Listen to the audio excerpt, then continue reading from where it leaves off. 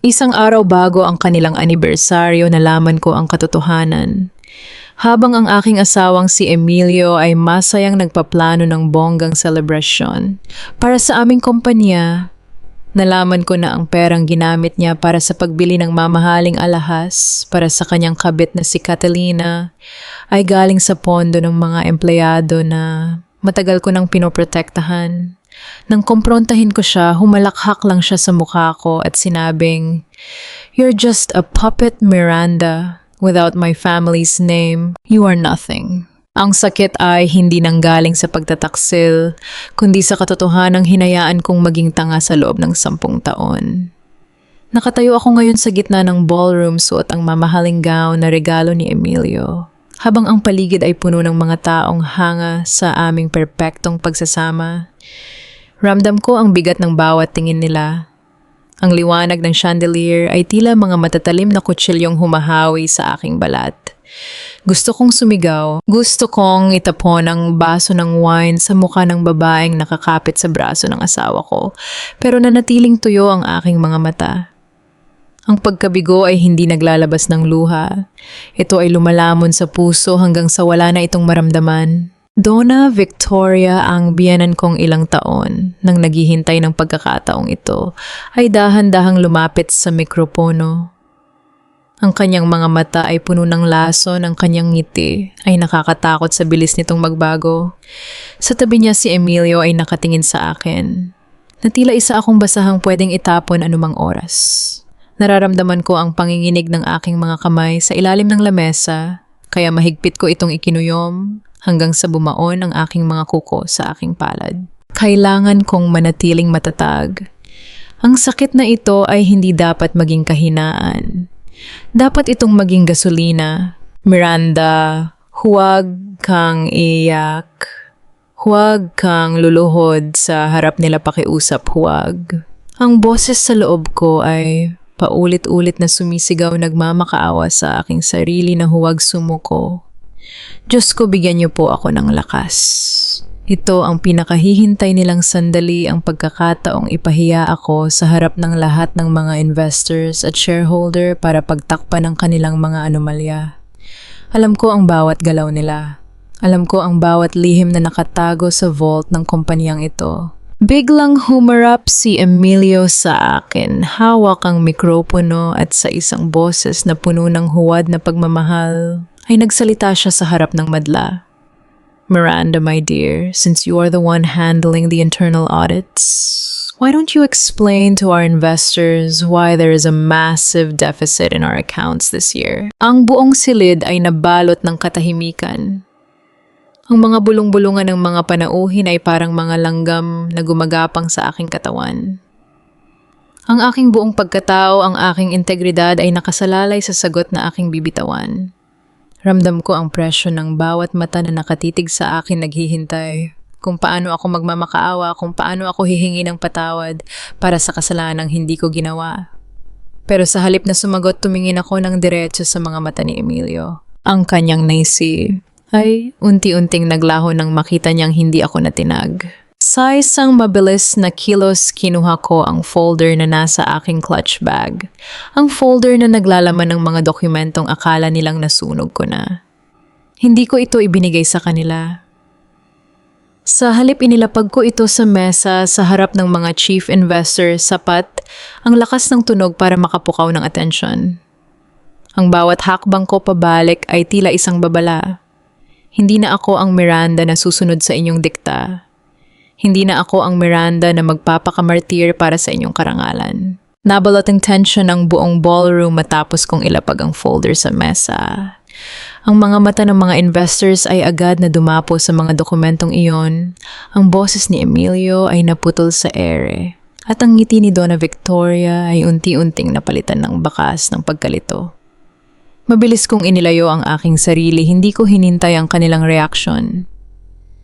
Kailangan kong makalabas sa silid na iyon bago pa nila maisipang pigilan ako. Pagpasok ko sa loob ng aking sasakyan, hindi ko na napigilan ang paghinga ng malalim. Ang bawat kalamnan sa aking katawan ay naninigas pa rin. Diyos ko, Miranda, ginawa mo na ang unang hakbang.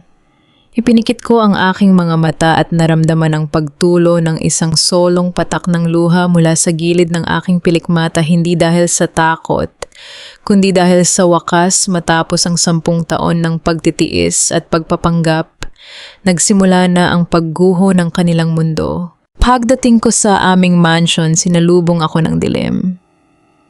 Ang bahay na ito na dati kong itinuring na tahanan ay tila isang malaking hawla.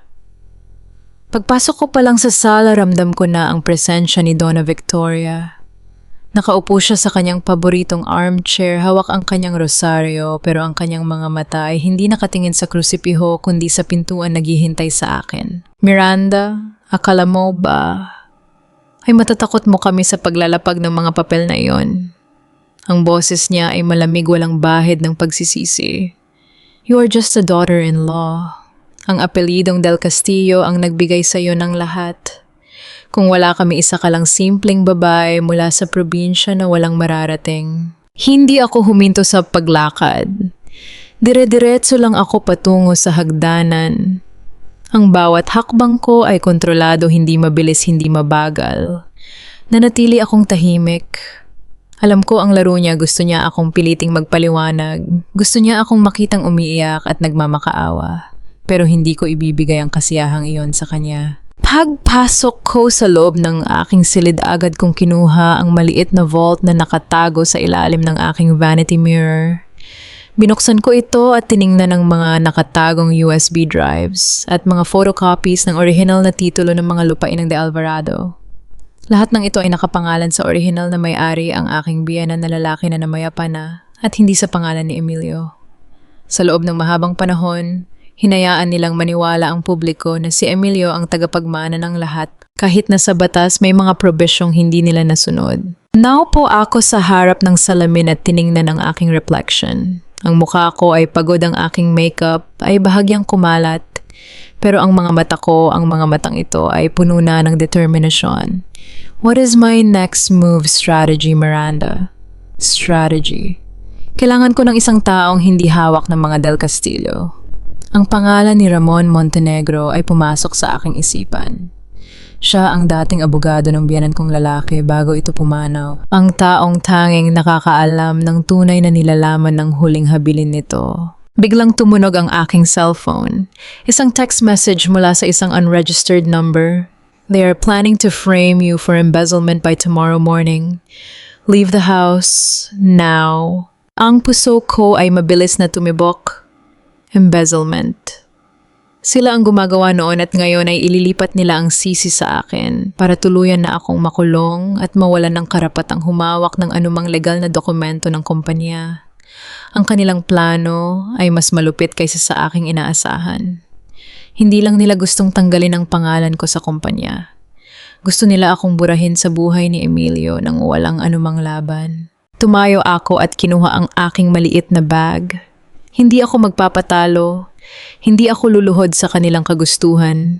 Habang binubuksan ko ang pinto ng aking silid, narinig ko ang yabag ng mga paa ni Emilio na paakyat sa hagdan, kasunod ang boses ni Catalina na humahagik-gik sa kabilang linya ng kanyang tawag. Hindi ako nag-atubili.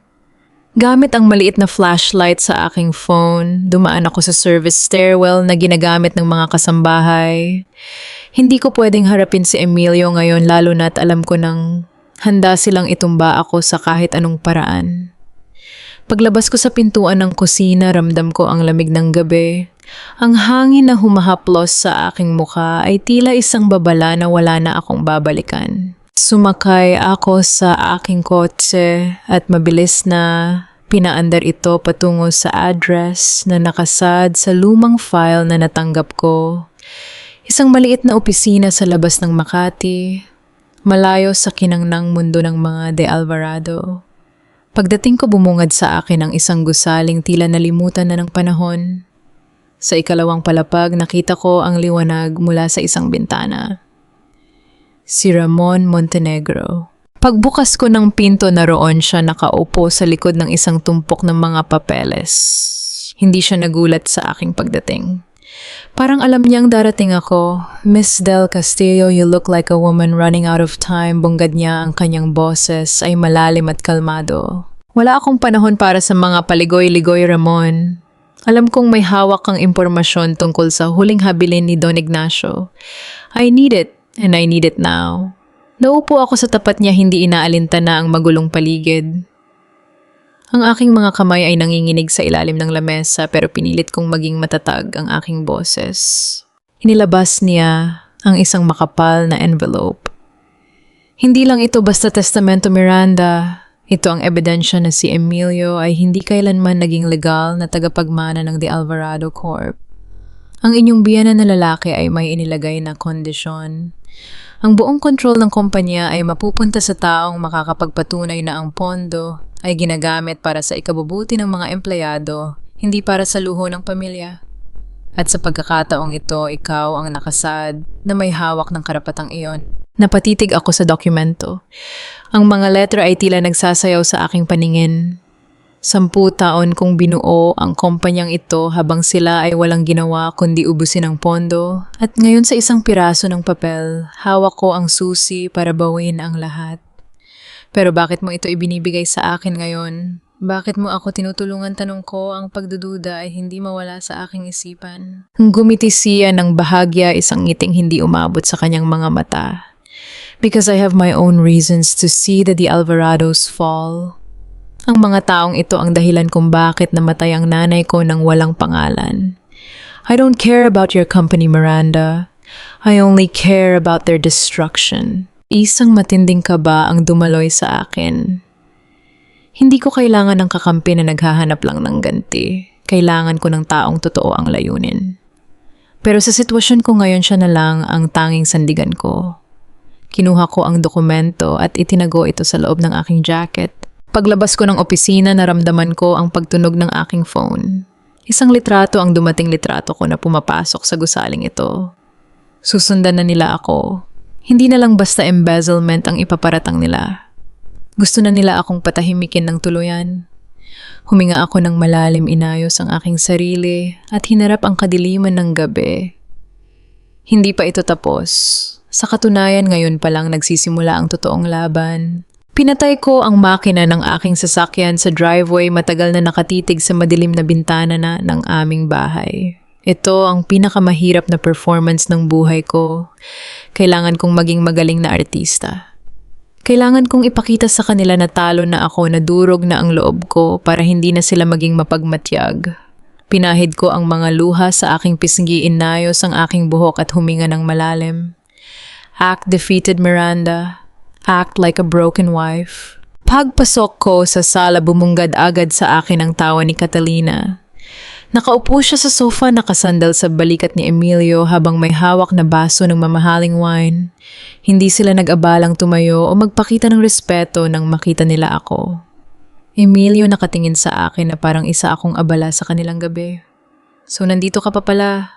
Akala ko ay tumakbo ka na dahil sa hiya sa nangyari kanina. Wika ni Emilio, ang kanyang boses ay puno ng pangungutya. Nanatili akong nakatayo na kayuko, iniiwas ang tumingin ng diretso sa kanilang mga mata. Nilalaro ko ang aking mga daliri, nagkukunwaring nanginginig sa takot at kahihiyan. I am sorry, Emilio. I don't know what got into me. Mahina akong sagot. Pinilit kong pautal-utal ang aking boses para mas kapanipaniwala. Nagpadala lang ako sa emosyon. Pagod na ako. Lumapit si Catalina, ang kanyang pabango ay nakakasulasok sa aking pangamoy. Tiningnan niya ako mula ulo hanggang paa, puno ng mapanghusgang tingin. Pagod ka o baka naman natatakot ka lang na malaman ng lahat na ikaw ang tunay na magnanakaw? You should have just stayed quiet, Miranda. Mas madali sana para sa lahat. Gusto kong sumabog. Gusto kong sabihin sa kanya ang lahat ng alam ko, pero pinigilan ko ang aking sarili. Itinaas ko ang aking ulo ng kaunti sapat para makita nila ang pamumula ng aking mga mata. I just want this to end. I am ready to resign. I will sign whatever papers you want. Basta huwag niyo na lang akong idamay sa mga legal na gulo. Nakita ko ang pagbabago sa mukha ni Emilio. Ang kanyang paningin na dati ay puno ng galit ay napalitan ng pananabik. He thinks he won. He thinks I am finally giving up the throne. Oh, Emilio, hindi mo alam kung gaano mo kadelikado ang nilalaro mo. That's better. Emilio said, his voice dropping to a colder tone. Pumunta ka sa office bukas ng umaga. I have the papers ready. Pirmahan mo lahat at pagkatapos noon wala na tayong kinalaman sa isa't isa. You can leave the house, leave the company, leave everything. Tatalikuran ko na sana sila nang biglang tumunog ang phone ni Emilio. He answered it and I caught a glimpse of the screen. Lucia. Ang aking matalik na kaibigan. Ang pangalan niya ay lilitaw sa phone ng aking asawa sa ganitong oras ng gabi. Isang malalamig na kaba ang dumaloy sa aking katawan. Lucia ang taong pinagkakatiwalaan ko ng lahat. Nakita ko ang ngisi ni Emilio habang nakatingin sa akin. Tila ba may masaya siyang balitang ibabahagi sa akin. Miranda. Before you go, Lucia is coming over. May kailangan siyang ipaliwanag tungkol sa... never mind. You'll find out soon enough. Umakyat ako sa hagdan ng aking mga paa ay tila mabigat na bakal. Lucia. Kung pati siya ay kasabwat nila, ibig sabihin ay hindi na lang ito laban sa pamilyang De Alvarado. Ito ay laban sa lahat ng taong itinuring kong pamilya. Pagpasok ko sa aking kwarto, isinara ko ang pinto at sumandal dito. Hindi ako pwedeng umiyak. Hindi ngayon. Kailangan kong malaman kung ano ang koneksyon ni Lucia sa kanila bago pa man nila ako tuluyang ibaon sa lupa. Kinabukasan, magang dumating si Lucia sa aking silid. Dinalhan niya ako ng paborito kong kape mula sa palengke, may kasamang mahigpit na yakap na dati-rati ay nagpapagaan ng aking loob. Miranda, my God, nabalitaan ko ang nangyari sa party. Are you really okay? Nag-aalala ako sa iyo ng husto. Sabi niya habang ang kanyang mga mata ay tila puno ng tunay na lungkot. Gumiti ako ng bahagya kahit na parang may matatalim na tinik ang bawat salitang lumalabas din sa aking bibig. I'm surviving, Lucia. But I think everything is slipping away galing sa akin. Masyadong malakas ang kapit ni Donna Victoria at Emilio. Pagod na ako. Mahina kong sagot, pinapanatili ang aking acting na tila isang talunang asawa. Nilagay ko ang aking laptop sa ibabaw ng lamesa sa aking home office. Sige lang, mag-ayos ka muna rito. Kukuha lang ako ng tubig sa kusina, sabi ko sa kanya bago tumayo. Naglakad ako palabas ngunit hindi ko tuluyang binaba ang hagdanan. Tumayo ako sa dulo ng pasilyo kung saan nakatapat ang isang malaking salaming pampalamuti sa pader. Mula sa aking kinatatayuan, malinaw kong nakikita ang reflection ng loob ng aking opisina. Sa salamin nakita ko ang mabilis na pagbabago sa mukha ni Lucia. Nawala ang bakas ng pag-aalala. Agad siyang tumayo, lumapit sa aking lamesa at mabilis na binuksan ang aking laptop. Ang kanyang mga kamay ay nanginginig sa kaba habang may kinukuha siyang maliit na USB drive mula sa kanyang bulsa. Isinaksak niya ito at mabilis na nag-type sa keyboard. Nanlamig ang aking buong katawan. Si Lucia ang taong kasama ko noong nagsisimula pa lang ako ang nakakaalam ng lahat ng aking pangarap at hirap. Bakit niya ito ginagawa sa akin? Bigla kong naalala ang kanyang pamilya sa aming barangay. Ang kanilang maliit na sari-sari store at ang malaking utang ng kanyang kapatid na bigla na lang nabayaran noong nakaraang buwan. Emilio must have paid for it. Ginamit niya ang kanilang kahirapan para bilhin ang katapatan ng aking matalik na kaibigan. Ang utang na loob na dapat ay para sa akin ay naging kadena para sa kanya upang magtaksil. Hindi ako pumasok upang pigilan siya. Hinayaan ko siyang kopyahin ang mga file. Ang hindi niya alam ang laptop na iyon ay naglalaman lamang ng mga drafts at peking financial statements na sadyang inihanda ko para sa sandaling tulad nito. Bago ako bumalik, mabilis niyang tinanggal ang USB at umupo muli sa sofa, nagpapanggap na nagbabasa ng magazine. Huminga ako ng malalim, inayos ang aking mukha upang magmukhang walang alam at pumasok sa silid na may hawak na baso ng tubig. Here, Lucia, sabi ko, iniabot ang baso sa kanya. Uminom siya ngunit napansin ko ang panginginig ng kanyang labi. Hindi niya maituwid ang kanyang tingin sa akin. Miranda, actually I need to go. Tumawag ang kapatid ko, may emergency lang sa bahay. Nagmamadali niyang sabi habang inaayos ang kanyang bag. Nang umalis siya, tumayo ako sa tabi ng bintana at pinanood ang kanyang paglakad palabas ng gate. Ramdam ko ang unti-unting pagguho ng aking huling tiwala sa mundong ito. Kung pati ang sarili kong kaibigan ay nagawa akong ibenta para sa pera, wala na nga akong ibang pwedeng pagkatiwalaan, kundi ang aking sarili. Hindi pa lumilipas ang 3 oras matapos umalis ni Lucia nang makatanggap ako ng tawag mula kay Emilio. Pumunta ka sa library ng Mansion Miranda. Now, may kli at malamig niyang utos bago ibaba ang telepono. Pagpasok ko sa library, bumunggad sa akin ang amoy ng mamahaling tabako ni Emilio at ang mabigat na presensya ni Donna Victoria na nakaupo sa gitna ng silid. Ngunit ang mas nagpatigil sa aking paghinga ay ang figura ng isang babaeng nakatayo sa tabi ng bintana. Si Lucia. Hawak niya ang kanyang designer bag at sa kanyang mukha ay bakas ang matinding takot, ngunit may kasama ring determinasyon. Inilapag ni Emilio ang itim na USB drive sa ibabaw ng lamesa. Salamat kay Lucia, hawak na namin ang lahat ng financial projections at internal strategies na balak mo sanang gamitin laban sa amin. Sabi ni Emilio sabay ngising mapang-asar. You thought you were so smart, Miranda. Pero sa huli wala ka pa ring laban sa pamilya ko. Tumingin ako kay Lucia. Gusto kong makita kung may kahit kaunting hiya o pagsisisi sa kanyang mga mata. Lucia, bakit ikaw ang kasama ko sa bawat luha ko? Paano mo nagawa ito sa akin? Umiwas ng tingin si Lucia, ngunit bago pa man siya makapagsalita, lumapit sa kanya si Emilio at hinawakan siya sa baywang. Sapagkat mahal niya ako, Miranda.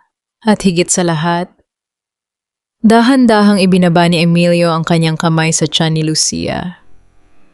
She is carrying my child. Ang tunay na magiging tagapagmana ng De Alvarado, hindi tulad mo na walang silbi at hindi man lang ako nabigyan ng anak. Ang bawat salita niya ay tila matatalim na karayom na ibinaon sa aking puso. Ang aking asawa at ang aking matalik na kaibigan. Ang sakit ay gumapang sa aking buong katawan, ngunit pinilit kong huwag magpakita ng kahinaan. Hindi ako iiyak sa harap nila. Kaya mo ba ako ibinenta, Lucia, para sa isang lalaking hindi ka naman kayang panindigan sa harap ng publiko? I'm sorry, Miranda, boses ni Lucia na nangginginig habang may tumutulong luha sa kanyang pisngge. Kailangan kong gawin ito. Para sa pamilya ko sa probinsya at para sa anak ko. Sila lang ang makakapagbigay sa amin ng magandang buhay at may isang bagay ka pang hindi alam. Lucia, shut up. Pigil ni Donna Victoria sabay hampas ng kanyang tungkod sa sahig na lumikha ng isang mabigat na tunog sa silid. Ang gunit, hindi nagpatinag si Lucia. Tumingin siya sa akin ng diritso, ang kanyang mukha ay puno ng matinding emosyon. Gusto kong malaman mo ang totoo, Miranda, para hindi mo na kami kalabanin. 7 taon na ang nakalipas. Ang anak mo na ipinanganak mo sa ospital. Hindi siya namatay. Tila huminto ang pag-ikot ng mundo ko.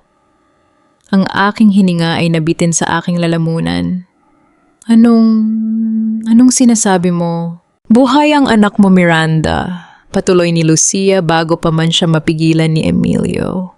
Pinalabas ni na Donna Victoria na patay na ang sanggol para hindi mo sila iwanan, para manatili kang nakatali sa kumpanya at patuloy na magtrabaho para sa kanila. Alam ko kung nasaan siya ngayon. Ang aking tuhod ay nanghina, muntik na akong mabuwal kung hindi ko lang nahawakan ang gilid ng mesa, ang anak ko. Ang batang 7 taon kong iniyakan sa bawat misa ko sa simbahan, ang sanggol na inakala kong kinuha na ng langit ay buhay. At ang pamilyang ito ang nagkait sa akin ng karapatang maging ina upang magamit lang ako bilang kanilang kasangkapan sa negosyo. Naramdaman ko ang panginginig ng aking buong katawan, hindi dahil sa takot kundi dahil sa isang nag-aalab na galit na hindi ko pa naramdaman sa buong buhay ko. Tumingin ako kay Emilio na ngayon ay may bakas na ng kaba sa kanyang mga mata at kay Donna Victoria na mabilis na umiwas ng tingin. Papatayin ko kayo. Bulong ko, ang aking boses ay galing sa pinakamalalim na bahagi ng aking nagngangalit na kaluluwa. Hahanapin ko ang anak ko at sisiguraduhin kong wala ni isang piraso ng De Alvarado ang matitira. Magsalita ka, Emilio, nasaan ang anak ko? Sigaw ko, ang aking boses ay basag sa matinding sakit at galit na halos hindi ko na kayang kontrolin. Humakbang si Emilio pabalik tila nabigla sa lakas ng aking sigaw, ngunit nanatiling kalmado si Donna Victoria. Hinawakan niya ang balikat ng kanyang anak at tumingin sa akin nang may mapang-aping ngiti.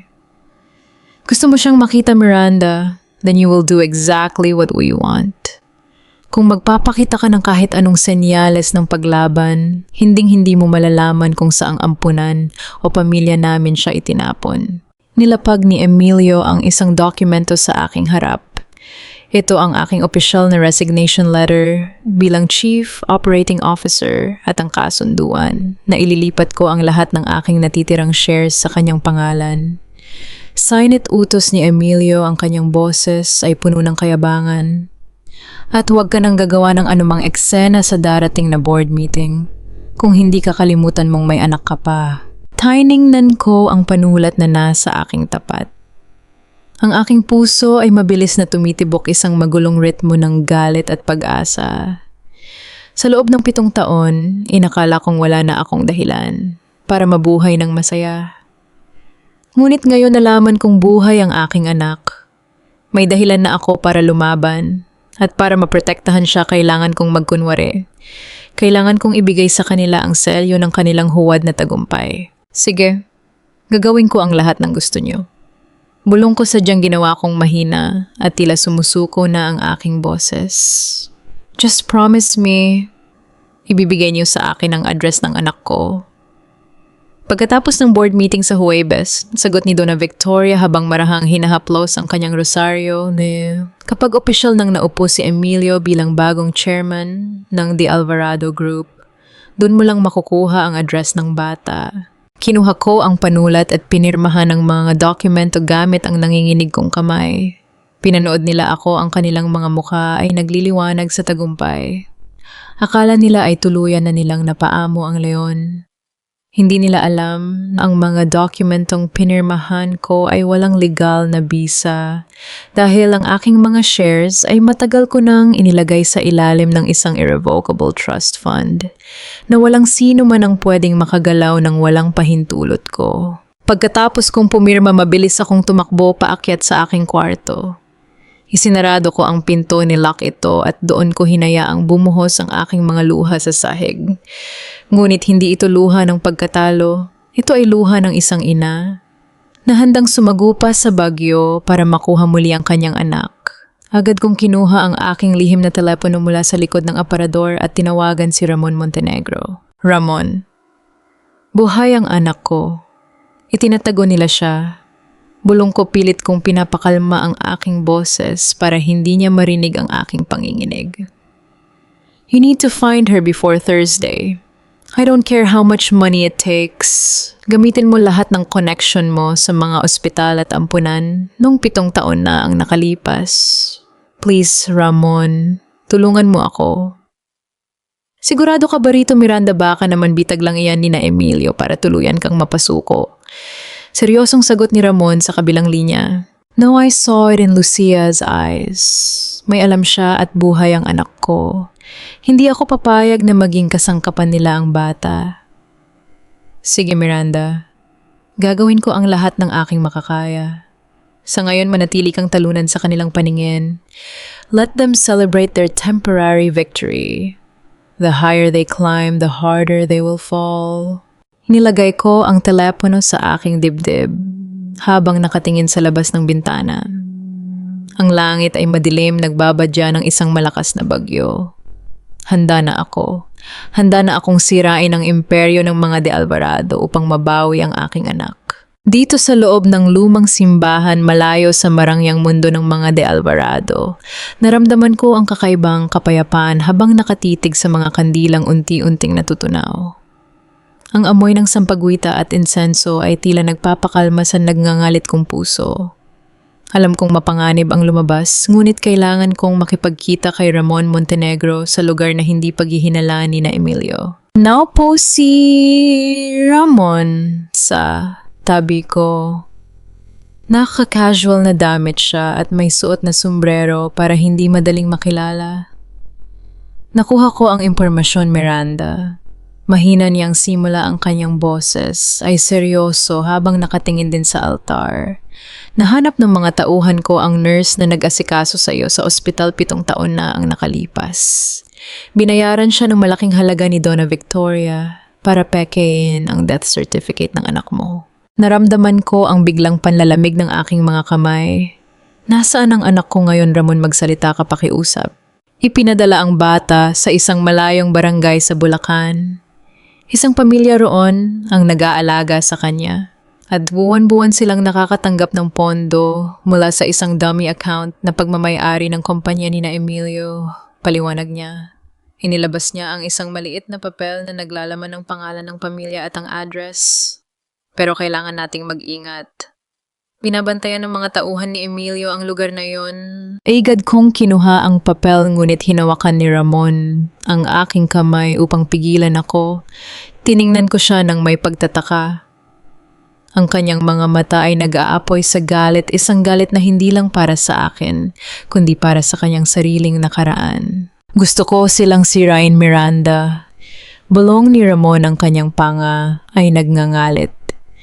Ang aking ina ay namatay sa matinding hirap at hiya dahil itinapon siya ng pamilyang iyan na parang basura matapos siyang gamitin ng tatay ni Emilio. Gagamitin ko ang board meeting sa Huwebes para tuluyang pabagsakin ang pangalan ng mga De Alvarado. I want them to rot in jail. Tumingin ako sa kanya ng may pag-unawa ngunit may kasamang babala. Pareho tayo ng kaaway, Ramon, at alam kong may sarili kang laban. But my daughter comes first. Hindi ko papayagang maging collateral damage ang anak ko sa paghihiganti mo. Kung may mangyaring masama sa kanya dahil sa pagmamadali mong pabagsakin sila, ako mismo ang makakalaban mo. Napatitig si Ramon sa akin. Tila sinusukat ang lalim ng aking determinasyon. Matapos ang ilang sandali ng katahimikan, dahan-dahan niyang binitawan ang aking kamay at tumango. Naiintindihan ko, magkaiba man tayo ng layunin, isa pa rin ang daan natin. Pupunta ako sa Bulacan ngayong gabi para masiguradong ligtas ang bata. Ikaw naman harapin mo si Emilio sa darating na pagpupulong. Make him feel like he has won everything. Gagawin ko, sagot ko habang maingat na itinago ang papel sa loob ng aking bag. Tatayo na sana ako upang umalis nang mapansin ko ang isang lalaking nakatayo. Malapit sa pintuan ng simbahan, nakatingin sa aming direksyon habang may kausap sa kanyang telepono. Kilala ko ang lalaking iyon, siya ang personal na driver ni Catalina. Ramon, huwag kang lilingon, bulong ko habang inaayos ang aking belo. Nasundan tayo. Kailangan nating umalis sa magkaibang pinto.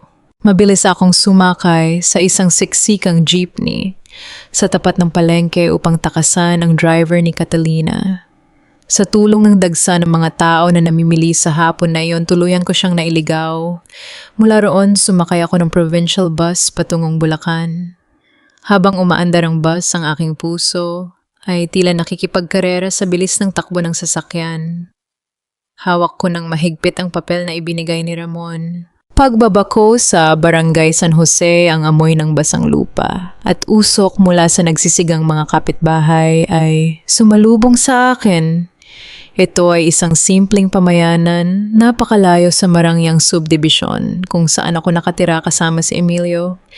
Naglakad ako sa maputik na kalsada hanggang sa marating ko ang dulo ng eskinita kung saan nakatayo ang isang maliit na bahay na gawa sa kahoy at may katabing maliit na sari-sari store. At doon ko siya nakita. Isang batang babae may 7 taong gulang ang nakaupo sa isang lumang bangko habang naglalaro ng manika. Ang kanyang buhok ay nakatali sa 2 magulong pigtails. Nang humarap siya sa aking direksyon, tila huminto ang tibok ng aking puso. Nakuha niya ang hugis ng aking mukha, ang aking ilong, at ang mga matang tila may sariling kwento. Walang duda. Siya ang aking anak, ang batang 7 taon kong iniyakan ng sanggol na inakala kong naging abo na. Angel, pumasok ka muna rito at uminom na gatas.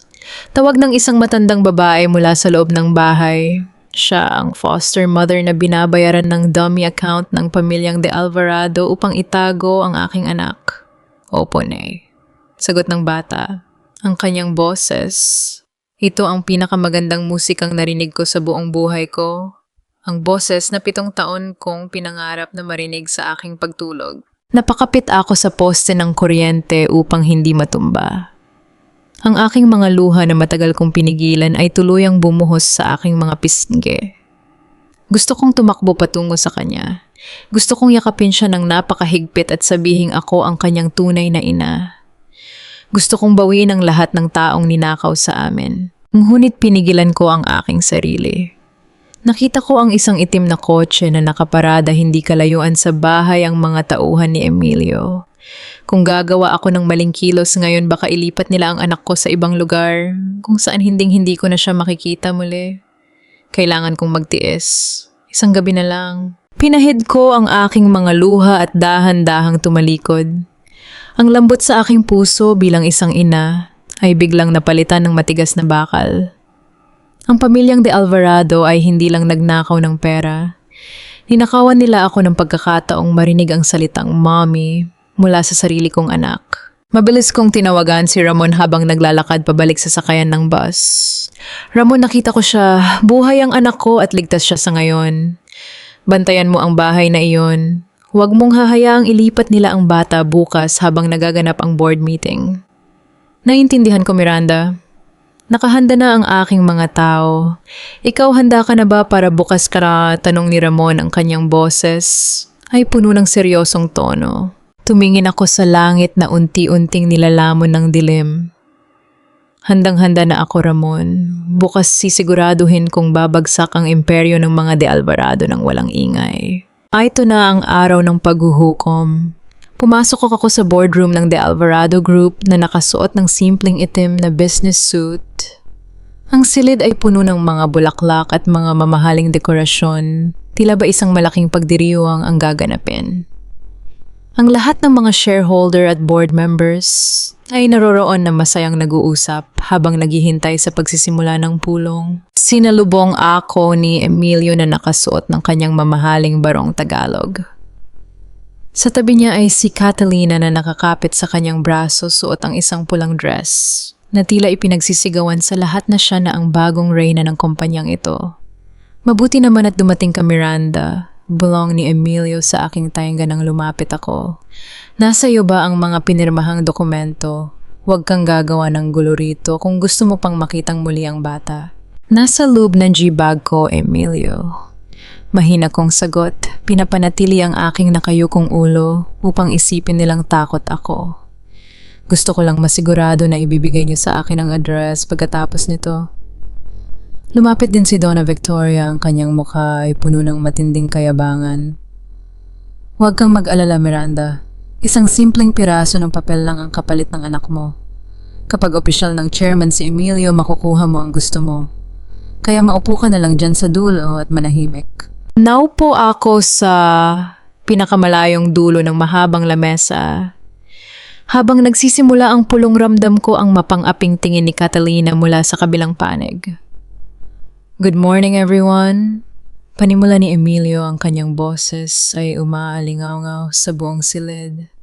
Today, we are voting for the new chairman of the De Alvarado Group. As you all know, my father's vision was to keep this company within the family under my leadership. Nagsimula nang magsalita ang mga investors, handa nang ibigay ang kanilang mga boto para kay Emilio.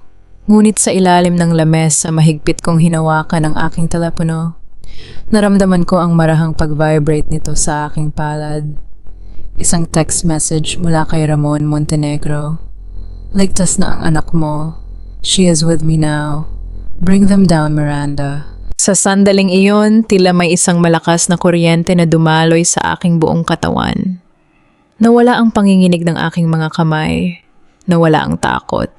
Ang maskara ng isang talunang asawa na isinuot ko nitong mga nakaraang araw ay tuluyan ko nang itinapon.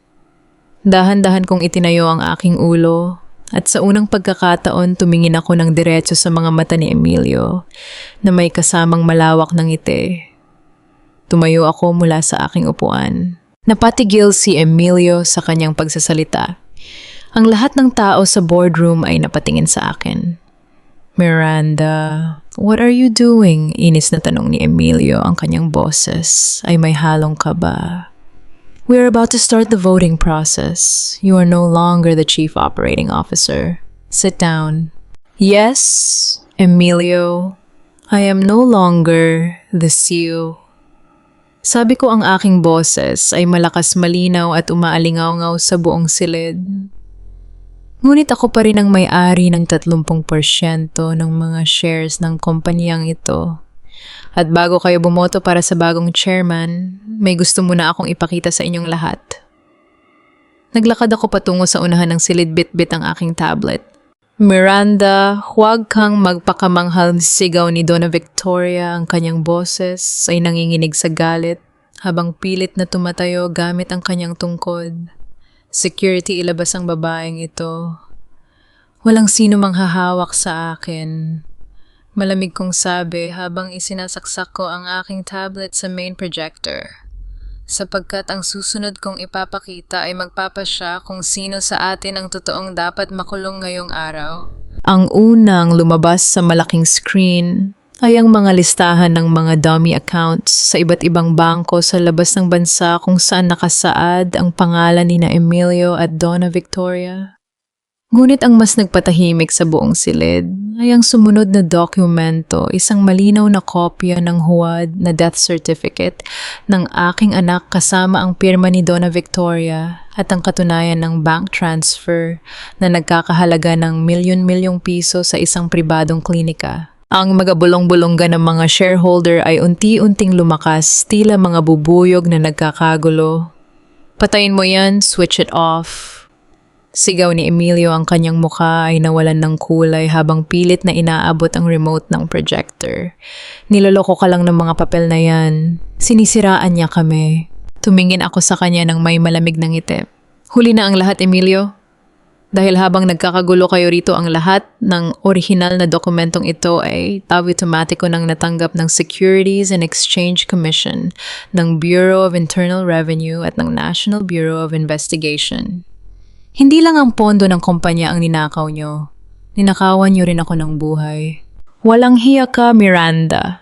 Galit na sigaw ni Donna Victoria, pilit na tumatayo habang nanginginig ang kanyang kamay na humahawak sa kanyang dibdib.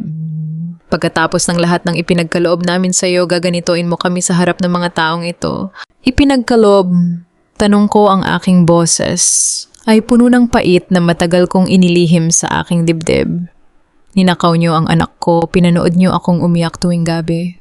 Habang nagpapakapagod ako para sa inyong kumpanya, hinayaan niyo akong mamuhay sa kasinungalingan para lang mapakinabangan ang aking utak. Biglang lumayo si Catalina kay Emilio, ang kanyang mukha ay puno ng takot. Emilio, wala akong kinalaman dito. Hindi ko alam ang tungkol sa bata. I didn't sign anything. Catalina, ano ba't asik ni Emilio sabay hila sa braso ng kanyang kabit na pilit na kumakawala sa kanya.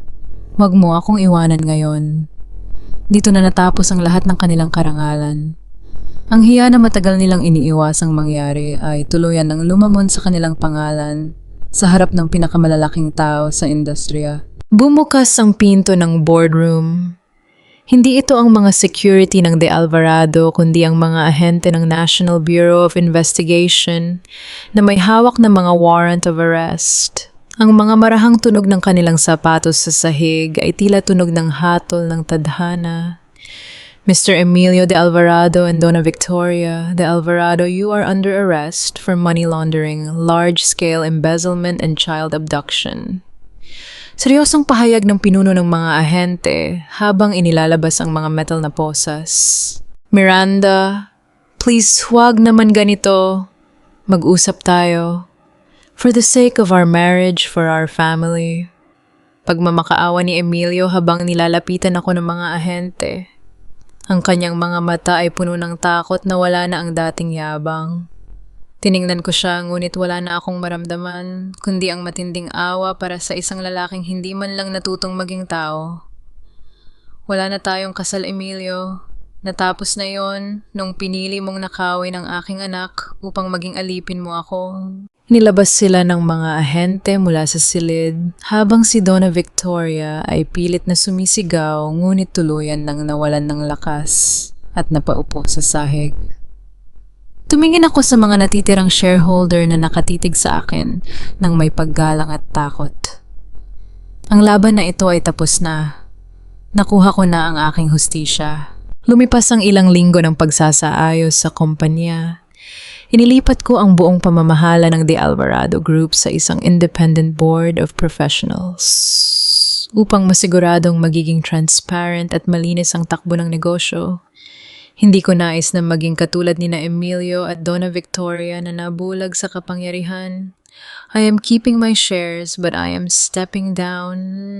May mas mahalaga akong misyon na kailangang tuparin. Bago ako tuluyang umalis sa opisina, nakipagkita ako kay Ramon Montenegro sa huling pagkakataon. "You did it, Miranda." Nakanggiting sabi ni Ramon habang inaabot ang kanyang kamay. "Nakuha mo ang hustisya at nakuha ko rin ang kapayapaan para sa alaala ng aking ina." "Salamat, Ramon. Hindi ko ito magagawa kung wala ka." Sagot ko habang tinatanggap ang kanyang kamay. "Ano nang plano mo ngayon?" "I'm planning to start a new firm, malayo sa gulo ng mga De Alvarado. At ikaw?"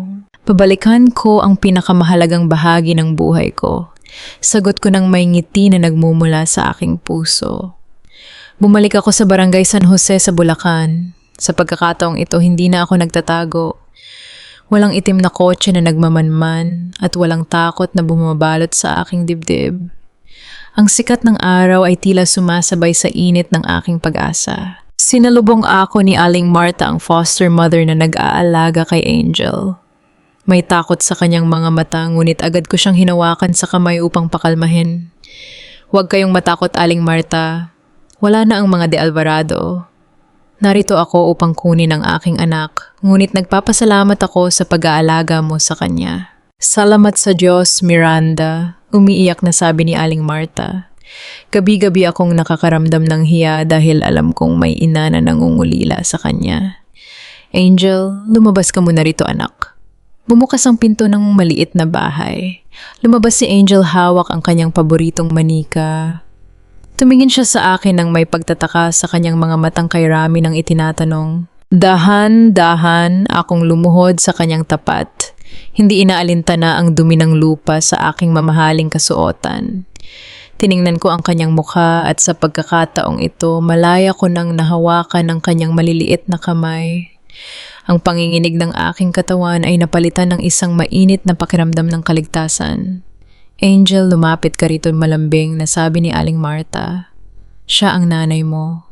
Ang totoong nanay mo na matagal ka nang hinahanap at gabi-gabi kang ipinagdarasal." Napatitig sa akin si Angel at dahan-dahang napangiti. "Mommy," mahina niyang tanong. "Oo, anak. Ako si Mommy." Bulong ko habang tuluyang pumapatak ang aking mga luhang hindi na galing sa sakit, kundi sa walang kapantay na kaligayahan. Humakbang siya patungo sa akin at isinubsob ang kanyang muka sa aking leeg. Niyakap ko siya ng napakahigpit, dinaramdam ang tibok ng kanyang maliit na puso. Sa loob ng 7 taon ang aking dibdib ay tila isang tuyong lupa. Ngunit sa yakap ng aking anak muli, itong nadiligan ng pag-asa. Kinabukasan, pumunta kami sa isang maliit na simbahan malapit sa aming bagong tahanan. Nag-alay kami ng kandila at tahimik na nagdasal. Ang paghihiganti ay nagdala sa akin ng hustisya at nagpabagsak sa mga nang-api sa amin, ngunit ang pagmamahal ng aking anak ang nagbigay sa akin ng bagong buhay. Sa wakas, malaya na kami.